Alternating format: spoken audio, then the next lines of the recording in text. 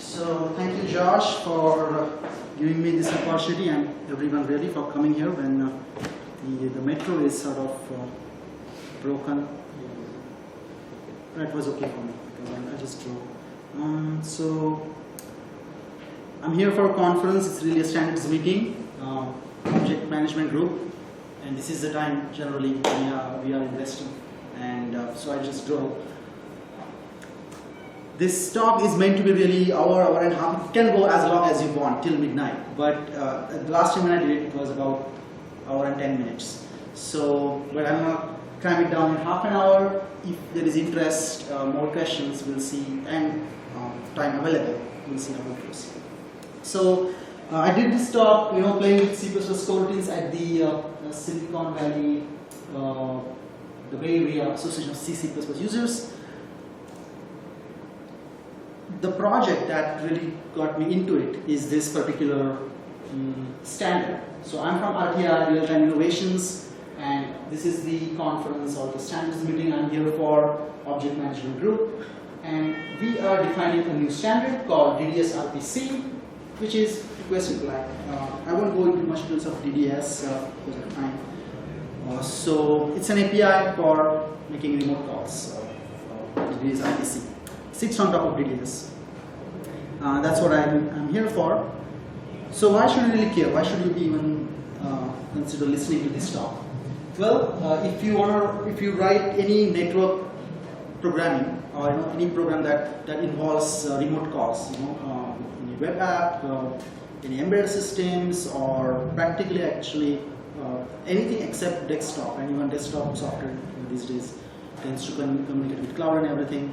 So I/O and network latency are sort of problems, and if you want to write correct bug-free code which is non-blocking for performance, then you might want to consider some of the techniques we'll talk about here today. I'm sure JavaScript programmers are very versed at these kind of things, but in C++ it's relatively new.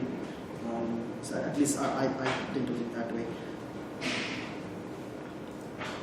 So we will briefly look at what's the relationship with RPC, DDS, and the talk today, and then we'll dive as much as we want in the C++ details, particularly future, which is promises in JavaScript. You may have heard about this abstraction in different forms in other languages. It's also future in Java. So DDS is the data communication a bus. It's a standard, and you can do publish-subscribe communication. It's used in embedded systems, large distributed systems. You have sensors, you have streaming data, and applications that receive this data and act on it. It could be even another machine-to-machine communication, robots, really large gamut. It's a set of standards. I talked about that already, and here is the one that I'm responsible for. I talked about it briefly. It's available in C++ and Java. The code for this corresponding to this talk is available. It's sort of a partial implementation of this standard, sort of a reference implementation. So if you want to look at the code, you would go to this particular repository at the bottom here. Lots of examples, but of course to really run those, you will need to use the DDS software for that, because that's how I have implemented it, because we implemented DDS. Alright, so you may or may be familiar with the concept of interfaces, and especially ideal interface. So here is a robot that you can control. You can send in some commands, ask it to slow down, speed up. This is not a programming language. Here, what you see here is just a specification of how you can communicate with that robot, and it's very similar to Java interfaces though. So when you map that, you use a code generator, you will get something like this in C++, a class with these operations, pretty one-on-one mapping really. But these are asynchronous. So, well, these should have been synchronous. I think it's a typo here, because it's a robot control class. I'm interested in robot asynchronous calls. So this particular one calls get speed from the robot and then adds 10 to it and sets the speed. So it's kind of incrementing it one by one. I mean 10 by 10 each time. The thing is, get speed and set speed is blocking because it has to reach a communicator and come back and make sure it worked. So this is really, this is not a serious production code because it's blocking. And you really don't want each remote call to be blocking like that. So why is it not good? Because of the latency. So if you sort of scale the latency to human times, right? So an instruction takes 1 nanosecond. I don't know about you, but I have no clue how 1 nanosecond looks like.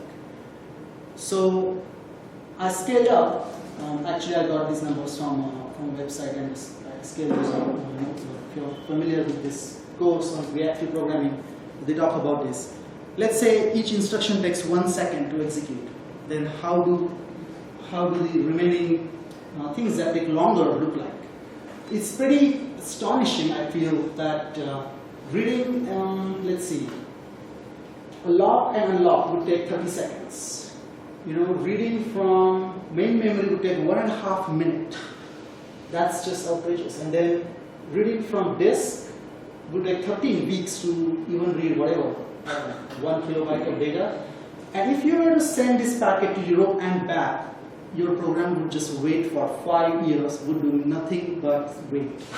So you can imagine for a computer, it's essentially eternity. And that is why we don't want it to block. Because it speaks at 1 nanoseconds. In reality, this is about 150 milliseconds, which even I don't know that what is 150 milliseconds. I know it's less than a second. It's pretty quick. But for a computer, it's like as if we are waiting to finish 4 years of college, I guess, and more. So that's why asynchronous, and therefore we get asynchronous versions of all the functions we saw, and in this case, all of them return futures. Who is familiar or maybe not familiar with futures in general in other languages, or should I go into the details of what a future concept is, or maybe not? Anyone? Yes, feel comfortable with promises, futures? Maybe briefly. Briefly? Yeah. Right. So, futures is a way to say there will be a value available in future. I don't know when, but here is a token. Trust me, either I will come and tell you that something failed, or you will have a value. And now you can hold on to that token and do something with it. There are certain programming styles you can sort of attach sort of callbacks to features, and you can say, hey, when this value is done, call this, or if it fails, then call the other thing. So that's the pattern that future enables, and we'll use it over here.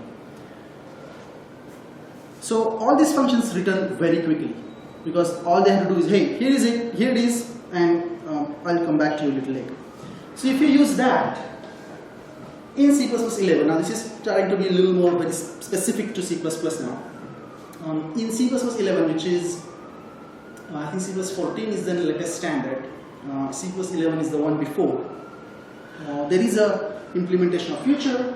If you use it, your program ends up being pretty wordy like this, because it really doesn't support this common pattern of using promises or features where you can attach callbacks. Like once this is done, do this, and then you can chain these promises or features. I think in JavaScript world they're called promise chaining, those kind of things. It's not available in C++ 11, and therefore what you end up doing is waiting on those features. You get a feature, but now you wait on it. It's like, then what's the point, right? Because the main purpose of getting a feature was to sort of not wait, but that's pretty much only thing it offers.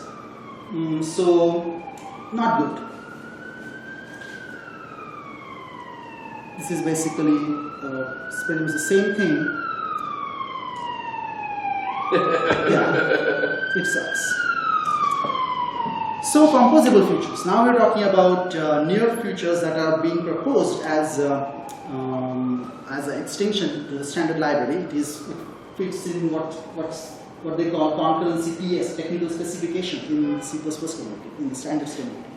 You can do serial composition, promise chaining essentially with future.then, and there is parallel composition when you have, say, more than one futures available, things that are out there, outstanding. You can say, hey, when all of them are done, then continue with the rest of the thing, or I want to wait when all of them are done, or maybe some of them, or just one of them, when any.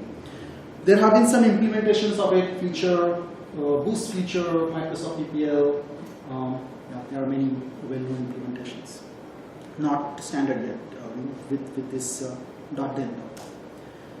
So with that, your program will look something like this. Well, is this? I think there is more code below. Yeah.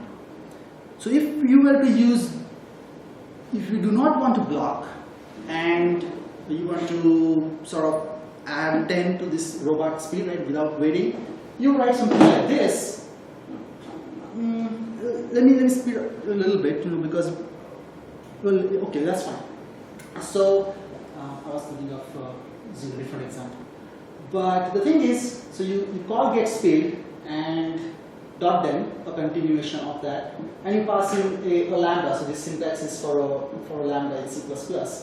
And you're saying, okay, get the speed. If it's successful, then call set speed, and just add 10 to set speed. So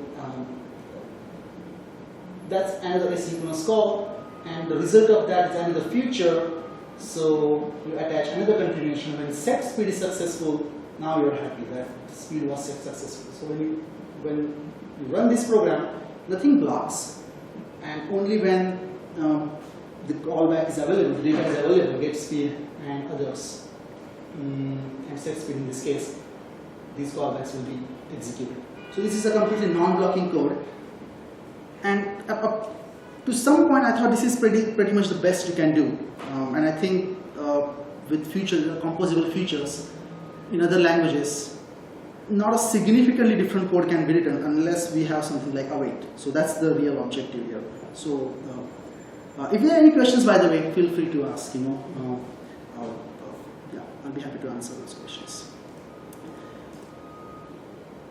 So there are some improvements. For instance, you don't have to wait really. There doesn't have to be a main thread that is waiting. Whenever this response is available, it will just call back your lambda, and you will get going. So there is no continuation blocking as such. So here is a small challenge, a quiz. We want to write code. The earlier one was, hey, just add 10 to its current speed. Get its current speed, add 10. We want to write code to increase its speed up to some max. We know that one, max speed. And in increments of 10 without blocking. So now you can imagine there is a loop here because you're sort of keeping incrementing things. Any ideas on how you might think about how you might be able to do this in your favorite language if you have something like a feature and a lambda that you can pass in, something that goes up to speed and then stops over there. Let's not assume assume there are no errors. So that will just add. Can you recursively? It will be sort of recursive. It's not, at least the way I did it with features .then. It looks recursive, but really stack isn't growing. That's exactly my next slide. Yeah, thank you for bringing that up. So it ends up being something like this, at least in C++. And I don't think it is significantly shorter in other languages. I don't want to say all languages, but conceptually it will be very similar. Because the first thing to note here, and I don't really intend to be able to read and parse this and understand really. The point is, oh my god, this is terrible, because something that in a synchronous world you would just write a small loop, go to max speed and be done with it. This is what you would have to write in asynchronous world with features. So what's the problem, right? First of all, I'm going to show you a few things that are awkward or unusual, beyond just its wordiness. So it sort of returns this particular line here, returns a feature. I'm going to skip what make ready feature really is. It's sort of feature that's already satisfied. a standard API. So why are we doing that? Why are we not like returning the value? And then is this function really recursive? No, that's the main question. You see a call to speed up until max speed. That's the function here. It kind of feels recursive, but it's not really, because this is a callback. The function doesn't call itself really. The lambda will call it in certain cases, right? So stack won't really grow till, it does not grow in this case. And then I've seen that called temporal solution. Yeah, it's a temporary solution. Or temporal, like as in time. What about it? That's what I'm saying. That's what I've heard it called, temporal solution. A temporal solution. Yeah. Okay. Recursion. Temporal recursion. Sorry. Oh, I see. Temporal recursion. Okay. Yeah. And if you really, a fancy sort of functional lingo, or it's a CPS transform. So yeah, it is. But then, why are we doing it that way? Why can't I just get my original synchronous code, a single for loop or while loop, whatever have you? Why do I have to write this thing? It feels like very low level, and it is. And before actually understanding await in detail, I thought like this is probably the best thing you can do. The asynchronous non-blocking, I was happy. It's like I'm getting all these really cool properties in my code. I was ready to sort of ignore its verbosity and its unreasonableness. But now I think I learned a few things since then. So the way .then works is you send in the first call, that's light blue, and you set up a callback, and when that callback succeeds, you make another call, and the dark blue is that callback, the next one, and that also succeeds. So now you have one sort of iteration done, but you are not at max speed yet. So you would set up another computation in memory again with .then, and similar things will happen. The first call will succeed, the second will succeed, because we are calling get speed and set speed. Remember, we are calling two. Each iteration is making two invocations. So it continues, and let's say over here it ends, because now it has hit maximum speed, it ends there. So this is what is actually happening in memory when you are doing that, and that's what the code does. But I think that's an implementation detail. If we could hide that, that would be neat.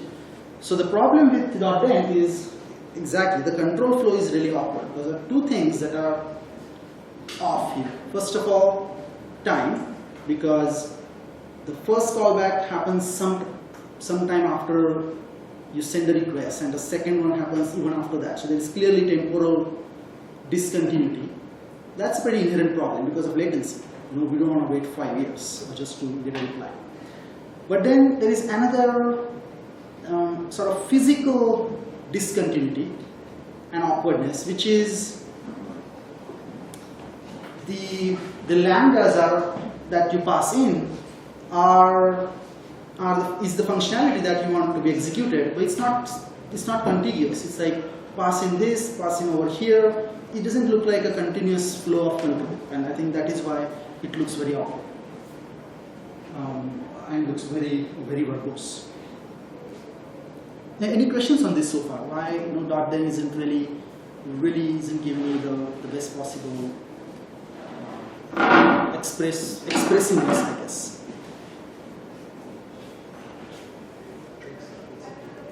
So coroutines. This is how the code will look like when you have language support for coroutines. And well, let's say I will talk about coroutines a little later. Language support for await, which is called await, which is a way of saying execute this code asynchronously in a non-blocking fashion. So your while loop is back, and by the way, await does not mean wait. Await is a way of saying do this asynchronously, because we are calling this function here async. So everything is asynchronous. And over here too, this function does not block at all. You come in, magic happens, and you get a future of void. There's a token that says whenever this function is done in its entirety, I will let you know. So in any language that has support for async and await, you would be able to write something like this. There are a few details, like in some languages you have to write async here, you have to sort of express the detail that this function uses async, but not in C++, at least so far. So this gives you that simple, asynchronous looking code back to you without ever blocking because of await. And the way it works is essentially under the hood. The earlier code that you saw with features, that's what this compiles to essentially. That is exactly what happens. The compiler does all that magic transformation. There are a lot of details here. If we had more time, I could have gone into it, how these await table types work and everything. So future happens to be an await table type. Yep, question? So I don't do C++, thank God. Most of the things.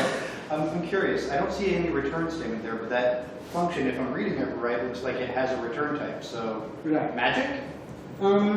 Yes, in this case, it's magic. Because you have await, and this function does not return anything, but this function says that I don't know what will happen when I execute, really. So it says future of void, that means when I return, I will let you know that I am done, but I don't have any value. Okay. There's a difference. If that did need to return an int, it would be a future int? That's right. And it would have a return int statement down at the bottom? That's right. Okay. Thank you. That's exactly. So in this case, no return. That's pretty cool. This was sort of my segue into code, so I'm going to skip this and jump right into awaitable types. Just a plug here. The await mechanism in C++ works with any type that implements certain API, certain functions called awaitable. It does not come standard with, there are certain functions that, certain abstractions that implement that, like future in the future, in a sense.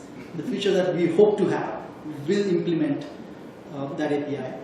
And there are some other, the point is you can implement your own versions of this API, and now your type is compatible with await. It works with await, right? So it's not a standard library or even a magic language-based type that only works with await.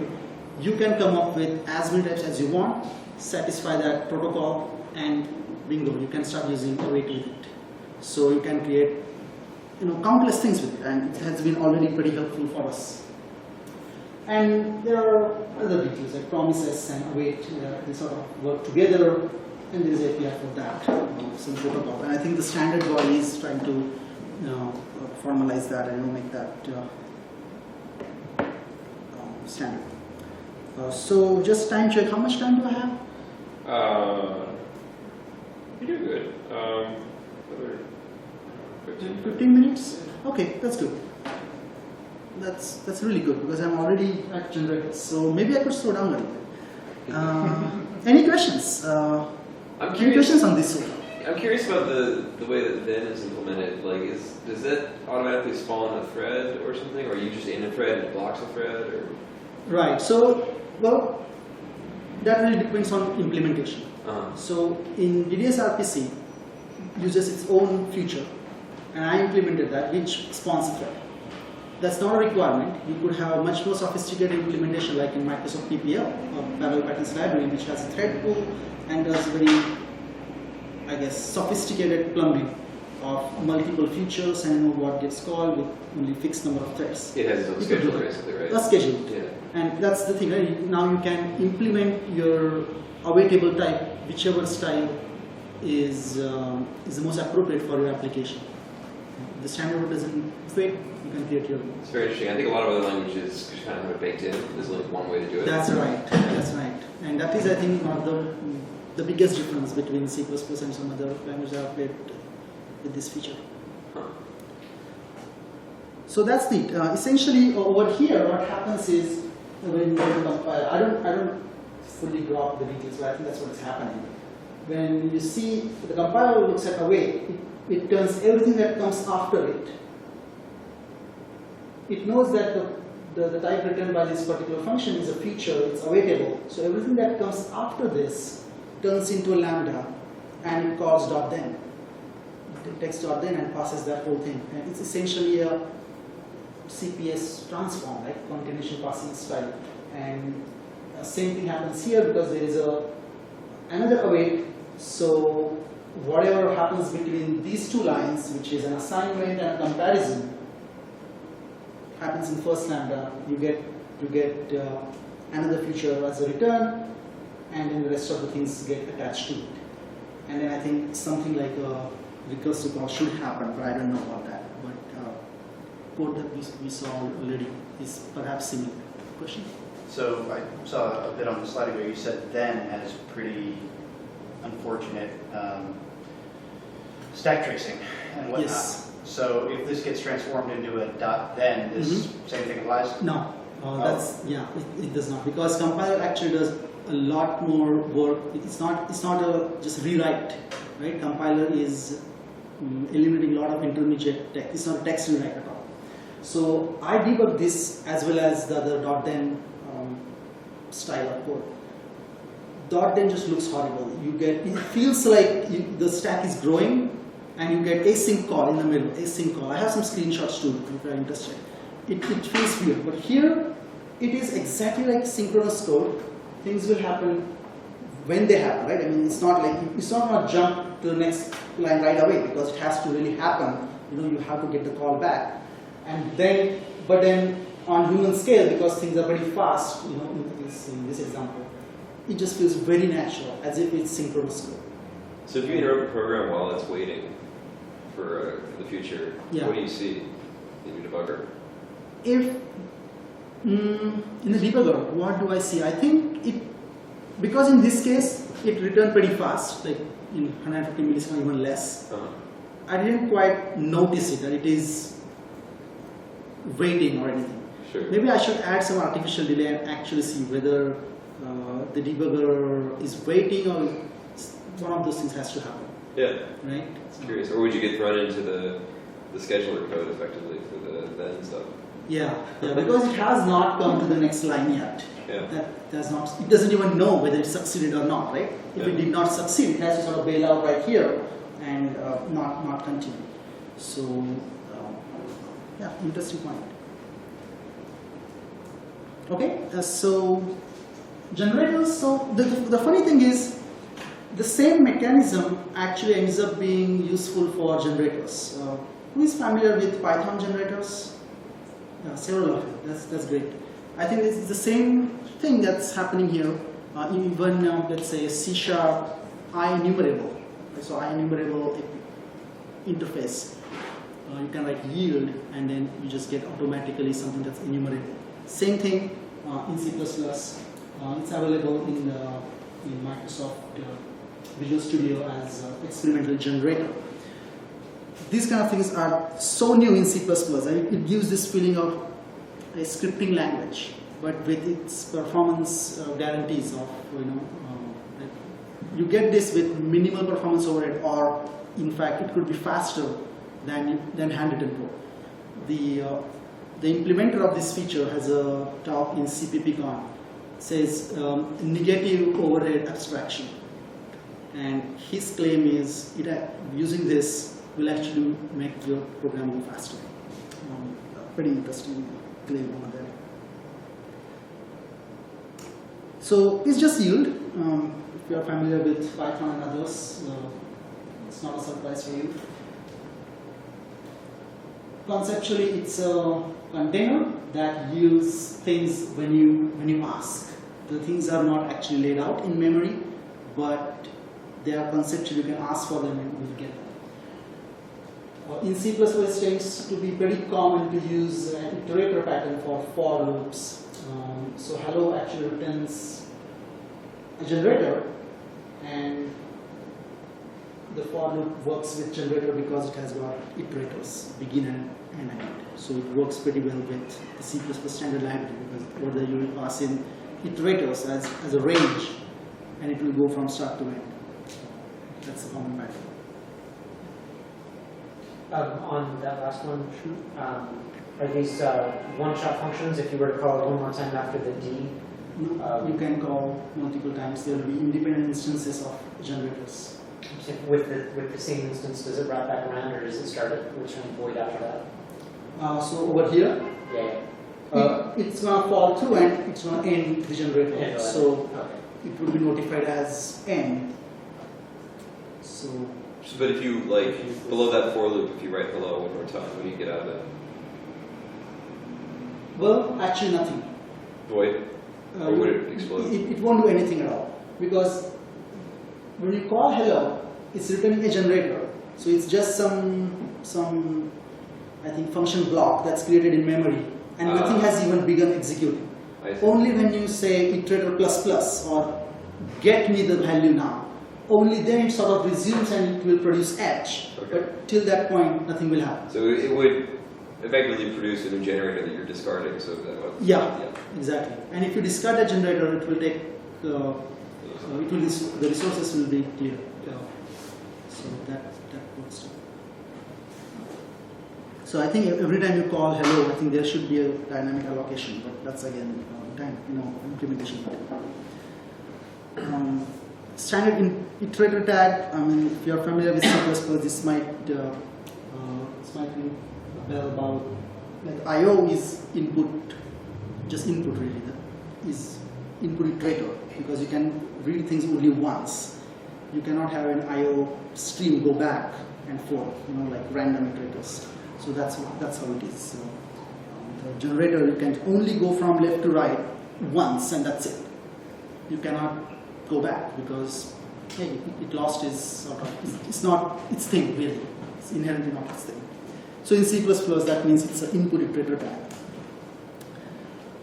What do we have here? Yeah, it's just deterministic resource cleanup. Pretty important in C++. We don't have garbage collections. We need to know that things are clear when they should. For instance, in my read file function, I open a file handle, xstream, and I'm yielding things, one line at a time. What if I read like few things and decided I'm done. I'm not interested in this file anymore. I have not hit the end of the file. What happens to the open file handle? Well, not, because it's going to clear it automatically. When the generator, this particular generator goes out of scope, by that time over here, it will be closed.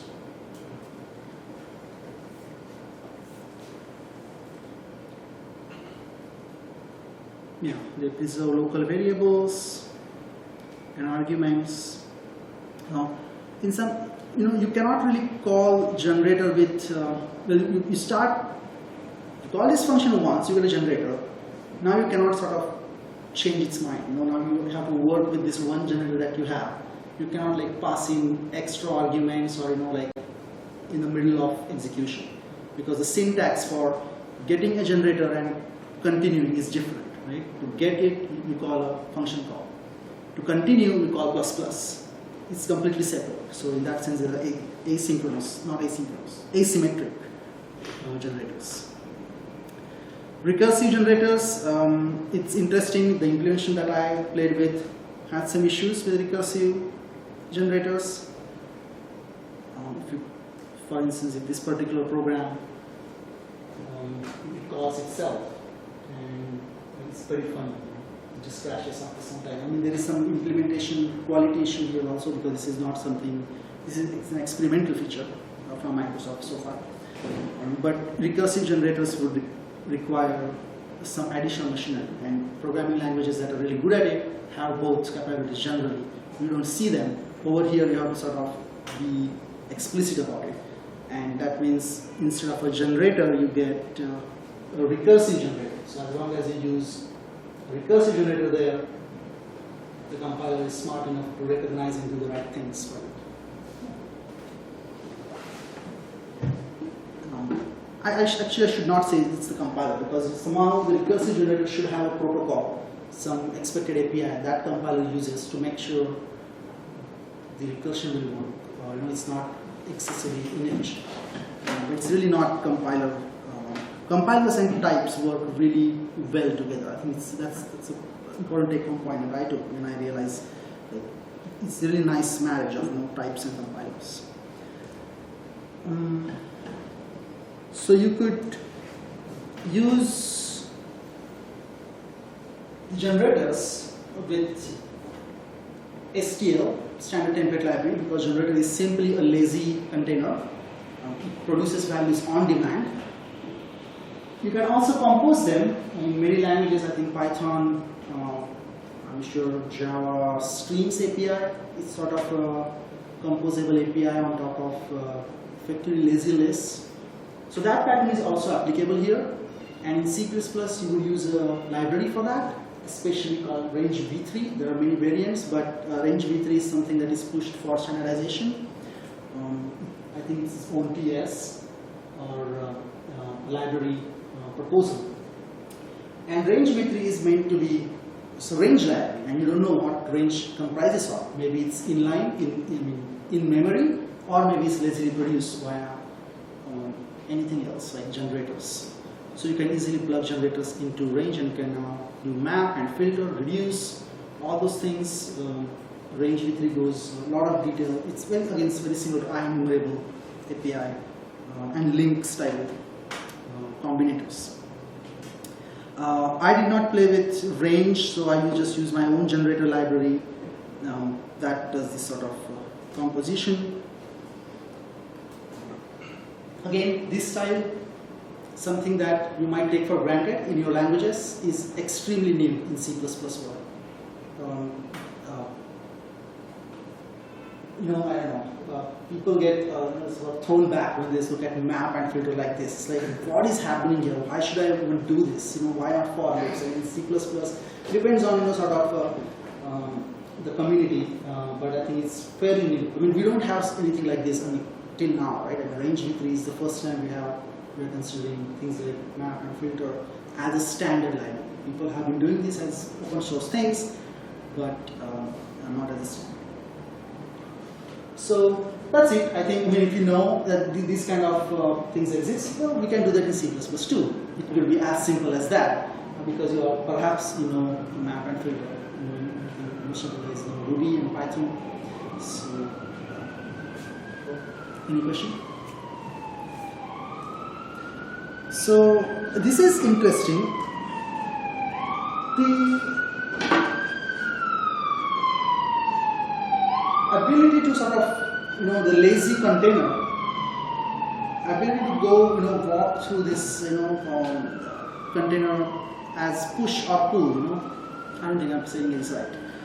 But getting values out of a container, either you can ask for it, get me next, or it will push things at you. I think it's pretty useful in network programming. As things happen, events come at you, and now you can compose operations on it.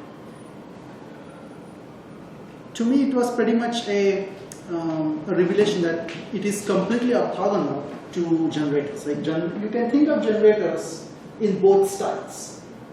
Those that you get values by asking, push, pull, and others that throw values at you. And you can compose operations like map, filter, and whole library that sits in the pull world fits in the push world also. Exact same.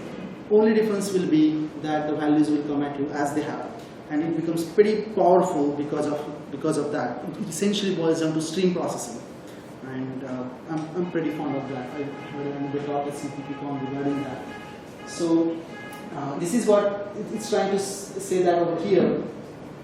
So future would be single value asynchronous. It will throw values at you. T will be, hey, just give me T, the next one, or just one value, one value from a function. When you have multiple values that are returning, again you have two choices, whether you want to do it synchronously or asynchronously. Synchronously, you would use a container or a generator, like the one that we saw, which iterates on. So generator would be lazily produce those values, a container would actually have the values there, and async generator, it probably does not have the values there. They will appear as it continues over the network.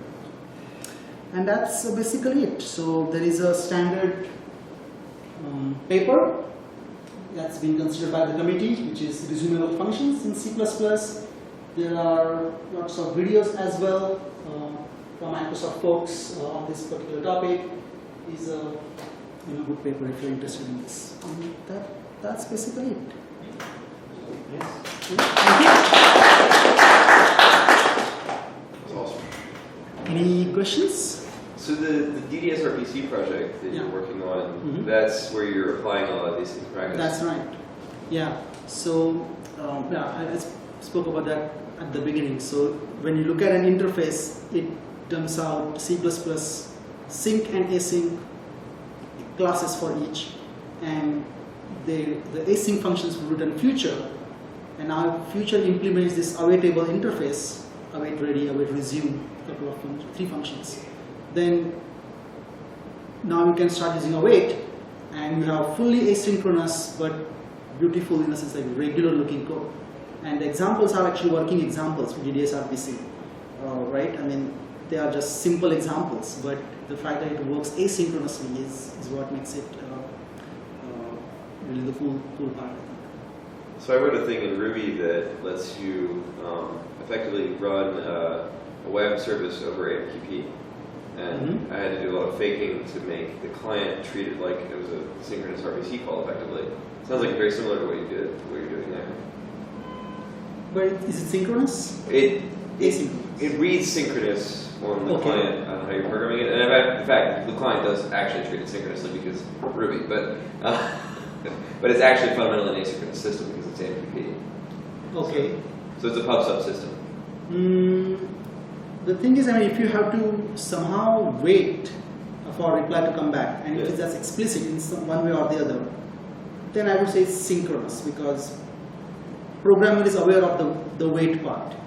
When you just say await, yeah, you are asking it to wait, but you can continue and then right things happen. Yeah. Well, Ruby doesn't have a wait, Okay. so that would be a nice thing to add later. Yes, absolutely. Yeah. Yeah, I've seen so many languages. JavaScript, C#, I guess Dart, Facebook Hack, it's like countless languages, but many languages have this now. So not Java. Okay, so that's it. Thank you. Awesome. Thanks, Simon. Thanks again. Next up is Michael. That's me. That's you. Yeah. Ah, sorry, I couldn't tell from the tiny picture on the thing. So, Yeah. so are you ready to go? Yeah. Cool, man. Awesome. His picture looks a lot like you on the other things. The face. Yeah. Very generic.